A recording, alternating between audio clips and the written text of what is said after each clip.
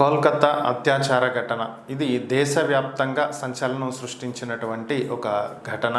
So దేశం మొత్తం junior డాక్టర్కు న్యాయం చేయాలి అంటూ ఏకతాటి మీద నిలబడినటువంటి ఘటన. అయితే దీనికి సంబంధించే ఇప్పుడు కొత్త విషయాలు వెలుగులోకి వస్తున్నాయి. ఇవేంటి అంటే, జూనియర్ డాక్టర్ మరణించటానికి ముందు ఆమెను చివరిసారిగా చూసినటువంటి వ్యక్తులు నలుగురు.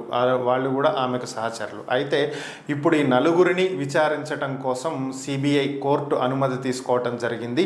అది కూడా మామూలుగా విచారించటం కాదు, కలకత్తా హైకోర్టు నుంచి ఈ నలుగురు వ్యక్తులకు కూడా పాలిగ్రాఫ్ టెస్ట్ అంటే లై డిటెక్టర్ టెస్ట్ చేయటానికి సిబిఐ అధికారులు అనుమతి తీసుకున్నట్లుగా తెలుస్తుంది. ఎందుకని అనేది కనుక భావించినట్లయితే, ఆమెను చివరి చనిపోవటానికి గంట ముందు కలిసినటువంటి వ్యక్తులు ఈ నలుగురు. అలాగే సంఘటన జరిగినటువంటి స్థలంలో ఈ నలుగురు వ్యక్తుల్లో ఇద్దరు వేలుముద్రలు ఎక్కువగా కనిపించినటువంటి పరిస్థితి.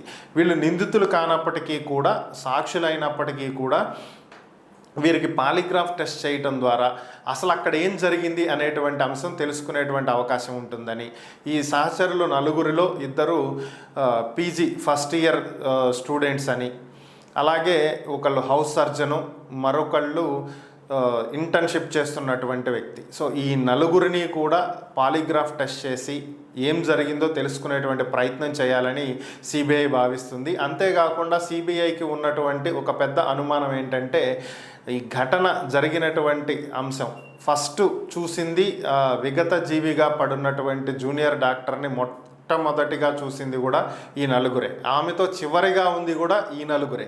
అలాగే ఉదయం 10:53 ఆమెను గుర్తించారు. 11:15 ఆమె కుటుంబ సభ్యులకు సమాచారం అందించారు. ముందుగా ఆమె అస్వస్థతకు గురైంది అని చెప్పారు. ఆ తర్వాత ఆత్మహత్యకు పాల్పడింది అని చెప్పారు.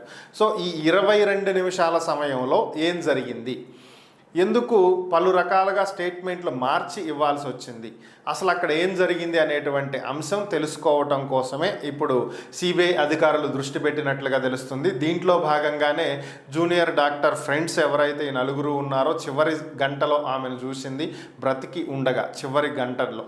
సో వాళ్ళని ఇప్పుడు లై డిటెక్టర్ టెస్ట్ చేసి అసలు అంశాలు ఏంటి, ఏం జరిగినాయి, చివరి 22 నిమిషాల్లో ఎందుకు ఇన్ని స్టేట్మెంట్లు చేంజ్ చేశారు, అసలు ఏం జరిగింది అక్కడ అనేది తెలుసుకునే ప్రయత్నం చేస్తున్నారు. దీనికి హైకోర్టు కూడా అనుమతించినట్లుగా సమాచారం.